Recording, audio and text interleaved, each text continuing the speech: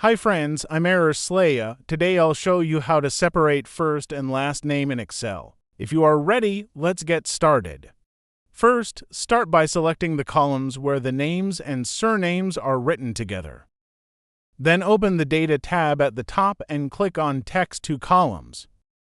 In the Open tab, select Delimited and click Next. Now tick the three places indicated by the arrow and click Next. First, make sure you select the General option at the top. Now we're at the most important part. Delete the line that says Destination. First, click once on the empty line, then click the box where you want to separate the first and last names. Then click Finish.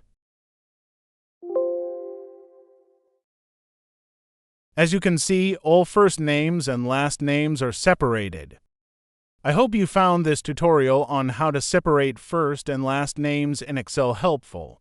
If so, please subscribe to the Error Slaya YouTube channel and like the video. Have a good day.